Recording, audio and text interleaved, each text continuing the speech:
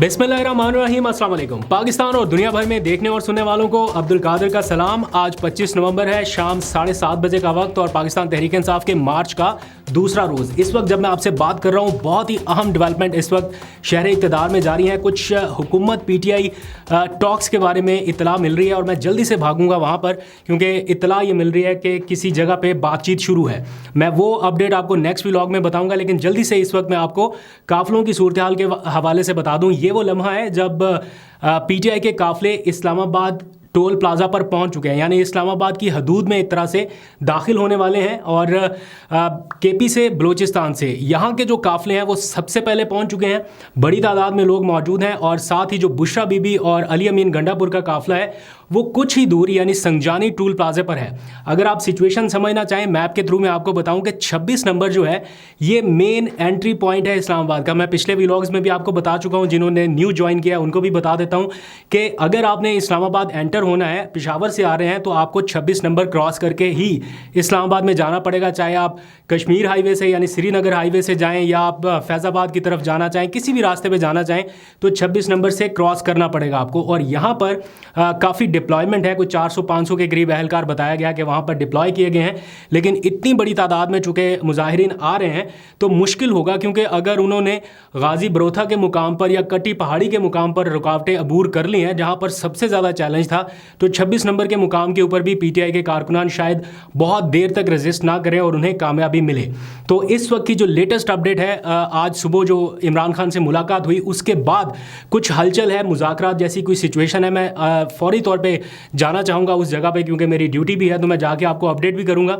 लेकिन मैंने कुछ लोगों से बात करने की कोशिश की, पता चलाने की कोशिश की कि हो क्या रहा है। तो मुझे जो सिग्नल्स मिल रहे हैं वो ये कि इमरान खान डटे हुए हैं और वो किसी सूरत अपने मौक़िफ़ से पीछे हटने के लिए तैयार नहीं है, क्योंकि उनको अब ये पता चल गया है, एग्जैक्ट सिचुएशन के बारे में उन्हें बता दिया गया है।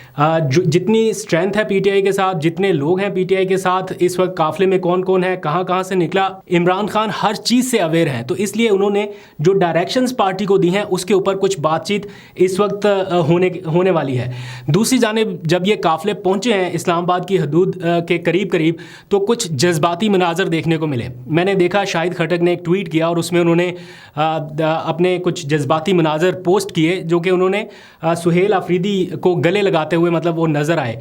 यह शाहिद खटक और सुहेल अफरीदी ये अलग अलग निकले हैं काफिलों की सूरत में, और जब ये चले तो इन्होंने ये डिसाइड किया कि हम हर सूरत इस्लामाबाद पहुंचेंगे, जितनी भी रुकावटें आएँ। एक दूसरे से अहद किया, वादा किया कि हम वहाँ पर पहुँच के मिलेंगे, और फिर ऐसा ही हुआ। तो जब दोनों ने एक दूसरे को देखा और फिर जो जज्बाती मनाजर थे वो लोगों ने रिकॉर्ड किए, शाहिद खटक ने ख़ुद ट्वीट किया और वो तहरीर भी उन्होंने लिखी कि हमने जो वादा किया था वो पूरा कर दिया। अभी कुछ मंजिलें, कुछ इम्तिहान और बाकी हैं, लेकिन ये काफ़िला इस तरह आगे बढ़ रहा है। अब जो टॉक्स हो रही हैं या होने वाली हैं गवर्नमेंट वर्सेस PTI, इसमें टेबल पर क्या आ सकता है? PTI के लोगों को आने दिया जाए, एहतजाज के लिए कोई जगह दे दी जाए, परेड ग्राउंड दे दें या F9 पार्क दे दें, क्या PTI ये कबूल करेगी? अगर F9 में बैठे रहें पूरा एक महीना, सर्दी में नहीं बैठ सकते। परेड ग्राउंड दे दें, वहाँ पे 10 दिन बिठाना चाहें, नहीं बैठ सकते। एट दी एंड लोगों को खाना पीना है, लोगों को चीज़ें चाहिए। तो अगर आप इस्लामाबाद में बुला के फिर बाकी सारा कुछ जो है वो एंट्रेंस ब्लॉक करें या कुछ इस किस्म की सिचुएशन हो, तो फिर तो PTI को ये सारी चीज़ें सोचनी होंगी। इमरान खान इस बारे में क्लियर है कि इस बार ट्रैप में नहीं आएंगे। जो भी होना है, जो भी टेबल के ऊपर बातचीत है या जो भी डील है, वो तब तक ही कारगर हो सकती है जब तक ये एहतजाज या उनका धरना जारी रहे। तो अब बहुत करीब पहुंच चुका है ये मामला। तो कुछ ही देर में आपको ये खबरें सुनने को मिलेंगी कि काफ़िले जो हैं वो इस्लामाबाद के हदूद में दाखिल हो गए। ये जो मैं अभी की आपको अपडेट दे रहा हूँ ये शाम 7:30 से 8 बजे के दरमियान की आप समझ लीजिए। दूसरी जानिब D चौक में मैं देख रहा हूँ कि सिक्योरिटी की नफरी जो है वो अब जो गुज़िश्ता रात चली गई थी वो वापस अब बढ़ने लगी है। बड़ी तादाद में सिक्योरिटी पर्सनल जो है वो वहाँ पर डिप्लॉय किए गए हैं। जो बड़े कंटेनर्स हैं उनका कंट्रोल रेंजर्स के पास है, मतलब रेंजर्स डिप्लॉय है। फिर मैं देख रहा हूँ कि जो भी बची कुची नफरी है वो सारी की सारी वहाँ पर लाई गई है। सिंध पुलिस के एहलकार वो दौड़ते भागते नजर आ रहे हैं। एक तरह से पूरी प्रैक्टिस जो है वो की जा रही है। लेकिन ये जो लोग अब पीछे से आ रहे हैं, जिन्होंने इतनी रुकावटें और इतनी पुलिस की नफरी को देख के बर्दाश्त करके यहाँ पर पहुँच चुके हैं, तो उनको अब इन सारे मनाजर से कितना फ़र्क पड़ेगा कुछ देर में पता चल जाएगा। मेरी तो दिल से दुआ ये है कि अमन व अमान की सूरत हाल बरकरार रहे। जब जब मैं ये ख़बरें सुनता हूँ कि ये कारकुन ज़ख्मी हो गया या पुलिस एहलकार ज़ख्मी हो गया, तो यकीन मानिए कि ये ख़बरें अच्छी नहीं लगती सुनने में, कि क्यों एक दूसरे के आमने सामने जैसी सिचुएशन सिचुएशन है।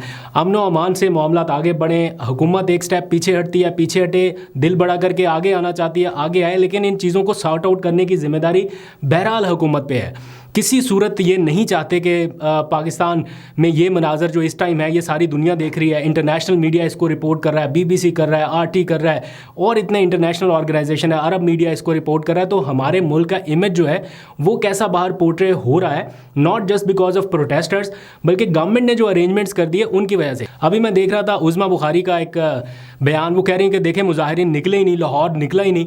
और भाई लाहौर के हालात तो आपने देखे ना, कि लाहौर निकलने जो आपने छोड़ा, वहाँ पे तो आपने क्या क्या कुछ कर दिया। मेरा ख्याल है अगर आप भी चाहते तो शायद लाहौर से ना निकल सकते। फिर मैं कल एक मंजे हुए बड़े एंकर हैं, यूट्यूबर भी हैं, उनका मैं एक क्लिप सुन रहा था जिसमें उन्होंने कहा कि 8 बजे तक तो पूरा लाहौर इस्लामाबाद पहुँच जाना चाहिए था। ठीक है, स्टूडियो में बैठ के बातें करना बहुत अच्छा लगता है, इससे एग्रेसिव बातें भी हो सकती हैं, लेकिन आप हालात को तो देखें, सिचुएशन तो देखें।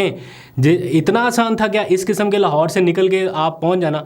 लाहौर इसलिए नहीं निकल पा रहा कि एक तो वहाँ पे शाहिद खटक जैसे, मीना खान अफरीदी जैसे, अली अमीन गंडापुर जैसे लोग नहीं हैं, क़यादत करने वाले लोग नहीं हैं। वहाँ पे सलमान अकरम राजा हैं, वहाँ पे हमाद अज़हर हैं, उनके ऊपर दहशतगर्दी के मुकदमात, इश्तिहारी, मफरूर, वो किसी की ज़मानत मुस्तरद है, किसी के नाकाबिल ज़मानत वारंट गिरफ्तारी। तो इस किस्म की सिचुएशन से लोगों का निकल के आना और इतनी रुकावटों में से निकल के आना यकीनन मुश्किल था। बहरहाल इसका फैसला पार्टी ने करना है, वो सारी चीज़ों के ऊपर नज़र रखे हुए हैं। जाते जाते आप लोग अपनी राय का ज़रा इजहार करें, अपनी आवाज़ जो है वो लीडरशिप तक पहुँचाएँ कि in case PTI government talks होती हैं तो उस सूरत में PTI को क्या करना चाहिए? क्या हुकूमत के मुतालबा तस्लीम करते हुए कोई ऑल्टरनेट जगह की तरफ जाना चाहिए, जैसे F9 पार्क या परेड ग्राउंड या कहीं पे भी, या फिर रिहाई से कम किसी मुतालबे के ऊपर बात नहीं होनी चाहिए? क्योंकि इमरान खान जो है वो पहला कॉन्फिडेंस बिल्डिंग मेजर्स जो हैं वो यही चाहते हैं कि कारकुनान जो गिरफ्तार किए गए हैं, अंडर ट्रायल हैं, उन समेत बशमूल इमरान खान, उनको रिहा किया जाए। ये पहला स्टेप जो है वो गवर्नमेंट ले। गवर्नमेंट के लिए कोई मसला नहीं है, कोई कानूनी रुकावट भी नहीं है, एक SRO जारी होता है, एक ऑर्डर जारी होता है और ये सारा कुछ हो सकता है। लेकिन करने के लिए मैं अभी कल भी बातचीत किसी की सुन रहा था PTI के रहनुमाओं में से, जो कि मुज़ाकराती अमल में कहीं ना कहीं शरीक हैं या उनके पास इंफॉर्मेशन रहती है, वो बता रहे हैं कि गवर्नमेंट एक काम 20 दिनों के बाद करने के लिए तैयार है, लेकिन फौरी करने के लिए तैयार नहीं है, या 2-3 दिन के अंदर करने के लिए तैयार नहीं है। तो अगर गवर्नमेंट वाकई मुस्बत इकदाम चाहती है या कोई पॉजिटिव साइंस दे रही है या सिग्नल्स दे रही है, तो 3-4 लोगों की रिहाई से ये कदम उठाया जा सकता है। यास्मीन राशिद को रिहा किया जा सकता है, अंडर ट्रायल कैदियों को रिहा किया जा सकता है। लेकिन यहाँ पर थोड़ी गंगा उल्टी बह रही है, नए मुकदमा दर्ज हो रहे हैं, नई FIRs हो रही हैं, इंक्लूडिंग इमरान खान, इंक्लूडिंग बुशरा बीबी। तो जब आप टॉप टियर की लीडरशिप के ऊपर इस तरह से FIRs दर्ज करेंगे तो फिर दबाव जो है वो आप ही के ऊपर वापस बढ़ेगा, क्योंकि बार्गेनिंग पावर फिर लूज़ हो रही है। तो अगर इस तरह से FIR से या मुकदमात से इमरान खान पीछे हटते या पार्टी पीछे हटती, 200 के करीब तो मुकदमात पहले ही दर्ज हो चुके हैं। तो अब एक एंड होता है ना किसी चीज़ का जाके, कि यहाँ पर आके बस हो गई। अब आप 10 FIRs और दर्ज करें, 20 मुकदमात और दर्ज करें, उनको इसलिए फ़र्क नहीं पड़ता। वो समझते हैं कि कोई ठीक भी दर्ज होगी तो वो ऐसे ही है कि जैसे कोई सियासी FIR है, या बस ऐसे ही। तो अभी भी ये सिलसिला नहीं रुक रहा। तो इसलिए पहले तो ये FIRs वापस लेनी चाहिए। 2-4 कैदियों की रिहाई के ऊपर अगर बातचीत होती है, इंक्लूडिंग इमरान खान, तो मेरा ख्याल है ये बुरी डील नहीं होगी। उसके बदले में इमरान खान को KP मुंतकिल करें या बनी गाला मुंतकिल करें। कारकुनान इस टाइम इमरान खान का इमीडिएट रिलीज़ चाहते हैं, और इंटरनेशनल जो कल आवाज़ उठी है पूरे ओवरसीज़ पाकिस्तानियों की जानिब से, कम उसको सुने। हर मुल्क में ये चीज़, हर मुल्क में ये नारा गूंजा रिलीज़ इमरान खान का। तो मेरा ख्याल है गवर्नमेंट को इस तरफ सोचना होगा। बहरहाल अभी मैं फ़ौरन से भागूंगा गवर्नमेंट PTI टॉक्स की तरफ, देखते हैं वहाँ से क्या आउटकम निकलता है, फिर मैं आपको आके अपडेट करूँगा। आज बेलारूस के जो प्रेसिडेंट हैं वो भी यहाँ पर पहुँच चुके हैं, तो अल्लाह करे कि कुछ इसी सारी सिचुएशन के दौरान ही कुछ पॉजिटिव डेवलपमेंट हो सके। उम्मीद तो कम है, लेकिन फिर भी उम्मीद के ऊपर दुनिया कायम है। लेट्स से आपको अपडेट करूँगा। अभी तक के लिए इतना, अपना बहुत सा ख्याल रखिए। अल्लाह हाफ़िज़।